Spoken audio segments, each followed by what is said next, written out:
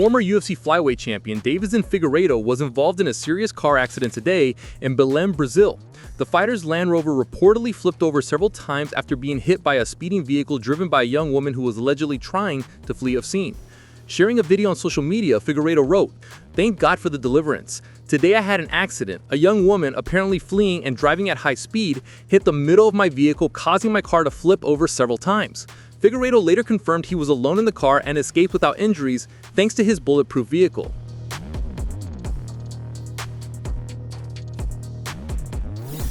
Before we get to the next news, if you love staying on top of MMA updates, hit that subscribe button. We're fans just like you, and we'll make sure you catch all the biggest stories first. Former UFC champion Ronda Rousey is once again making headlines, this time for mocking MMA fans who still hold Khabib Nurmagomedov in high regard. Speaking on the Bert Kreischer podcast, Rousey claimed that UFC fans are the most "what have you done for us lately" audience in sports, criticizing how quickly legends are forgotten after losing. MMA fans and media are the most "what have you done for us lately" crowd of any sport. Like, you look at WWE and they have such a reverence for their legends. And at MMA, it's like the second that you're not on top, you're not shit and you never were shit. Chuck Liddell, when he's on top, oh my God, he's the best, he's the best. The second that he loses, oh, Chuck Liddell ain't shit, he never was shit. Rampage Jackson, oh my God, he's the next Mike Tyson, he's so great. Second he loses, oh, Rampage ain't shit, he never was shit. Yeah. GSP, oh, he loses, he's not shit, he never was shit. She then turned her attention to Khabib, claiming that fans only idolize him because he retired before facing decline. I think the only reason that why MMA fans have their lips so firmly planted at the base of Khabib's cock is because he retired before he reached his limit. And if he kept fighting until he reached his limit, everybody would be like, oh, Khabib ain't shit, he never was shit. And they're like that with everybody. Like, name one person. I mean, Brock ain't shit, he never was shit. Name one past champion that has the kind of respect that the current champions do. Interestingly, rumors continue to swirl about a potential Rousey comeback in 2026, though nothing official has been confirmed. Do you agree with Ronda's take? In the same interview, Ronda Rousey once again stirred controversy, this time by taking shots at Joe Rogan. While discussing a potential UFC comeback, things turned awkward when Kreischer, a longtime friend of Rogan's, brought him up. I was just talking to Joe on the walk over, and all it takes is a text going, "How long for me to train to beat Ronda?" That'll never happen. He wouldn't know. He's not an expert. He's a fan with an audience.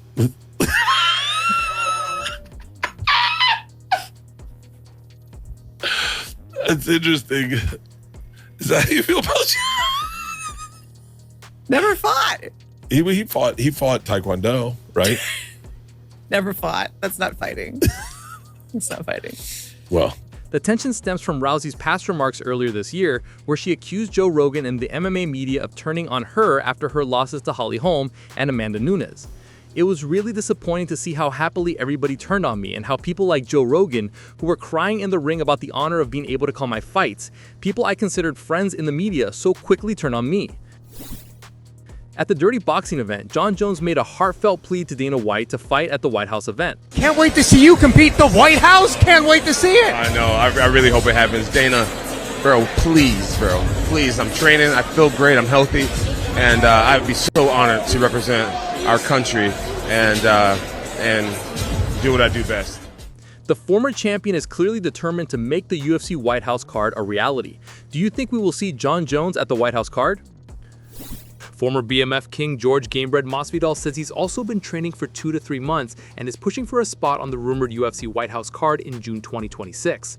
Masvidal told Henry Cejudo he's even been calling Trump and everybody to get on the bill, and he wants to settle unfinished business with Leon Edwards if the promotion allows it. George's been training, I'll tell you that much, man. Been like 2-3 months now on it, you know, and I want in on that fucking June card. I calling Trump, calling everybody. You got to get me on this shit. So I'm just staying focused, staying in shape, brother. Hopefully everything works out. Would you want Leon for that card, or you just want to get on that card? Because Leon don't got the belt no more. Leon don't got the belt no more. But I still always want to down to fight Leon, you know. Just because we got all that history and stuff. I've never had any ill will towards Leon. I've always said it. And I still don't got ill will towards Leon. But I would still love to punch him in the face and just settle all that shit, you know, and let him try to get his shots in as well, you know. But if it's not Leon, really, I don't give a fuck. Just give me somebody who's going to come to fight and let's go. Let's throw down for the president on the White House lawn. do you want to see Game Bread on the White House card?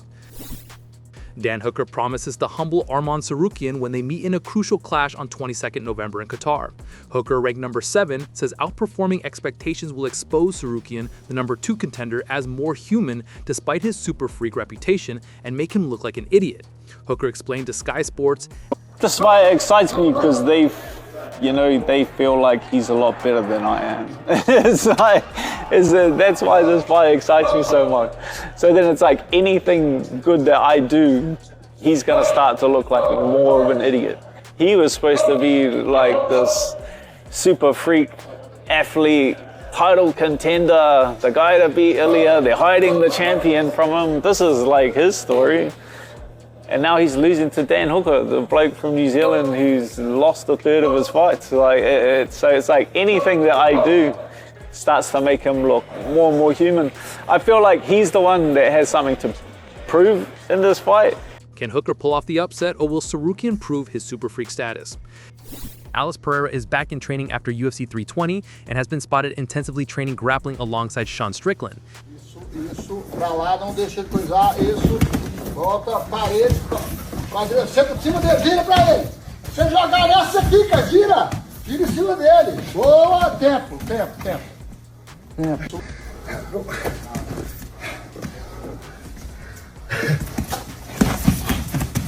Vai pro dobro. Vai pras costas também, entendeu? Ó, na hora que... Perfeito aí, ó, essa perna fica um pouquinho mais rente na parede, tá? Pra ele não pegar aquele pé. Ele vai batendo na parede. Aí, ó.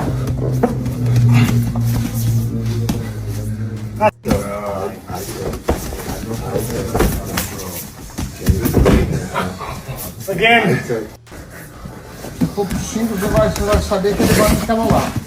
Pegou, vai aí.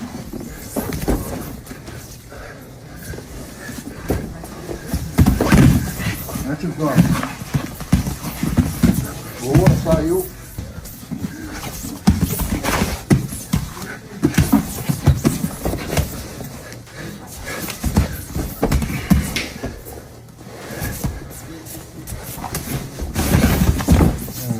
In the same session, Pereira also took down UFC middleweight Yusri Bagarowi, showing off his improving ground game. Let's go, Alex. Em cima do que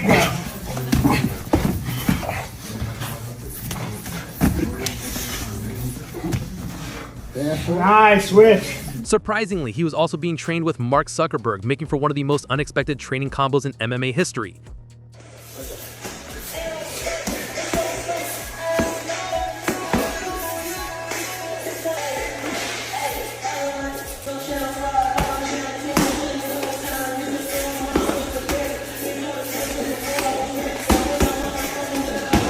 Nice.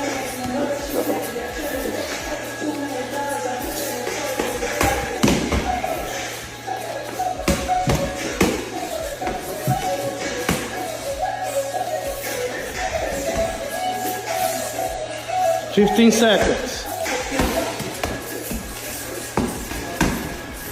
10 seconds.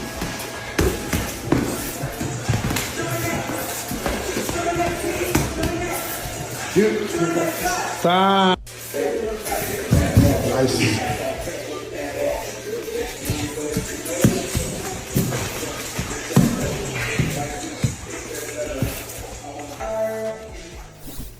Andrew Tate is set to make his boxing debut under the Misfits promotion, taking on TV personality Chase Damore in Dubai on 20th December. Tate has also claimed he's replacing KSI as the CEO of Misfits. He added that the move was partly motivated by a personal grudge against KSI and business strategy. To your new CEO.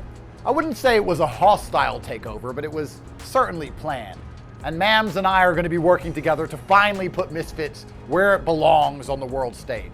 The largest disruptive force in sports entertainment history. So considering that somebody who failed at their obligations to make this organization as big as it should have been has been ousted, and I'm the new CEO, I guess it's my job to make the most entertaining fights. Who's the person who everybody wants to see fight? Who's the guy I can sign that everybody will tune in to watch fight? It's me. Isn't that convenient? Quite easy. I heard he's a great guy, easy to work with. So for that reason, I myself I'm going to be fighting as CEO on the next Misfits show, December 20th, here in Dubai. And if I'm going to fight, I mean, it's been a while. If I'm going to train and get in there, I may as well do it for a belt. And if it's going to be for a belt, it may as well be for the biggest one. So I, as CEO, order a mandatory title defense for the heavyweight Misfits belt between myself, Andrew, the top G, King Cobra Tate, against Chase Demore. You don't have a chance and you don't have a choice, Chase. You have to do it. It is mandatory. So I strongly recommend you train. You may be younger than I am. You may be more active. You may be bigger. But everybody has a plan until they're punched in the face. December 20th, Misfits, our largest show ever produced here in Dubai, and I will be headlining myself. KSI has since responded with a tweet. This year, people are trying to test me for real. What the actual fuck is going on? This is the dumbest thing I've ever seen in my life. Let's make Andrew Tate the CEO of Misfits. Are you fucking serious? That wraps up the biggest stories in the world of MMA. Which one caught your attention the most? Let us know in the comments below. If you want to catch the latest news, hit that subscribe button and join the channel. Thanks for watching, and we'll see you in the next one.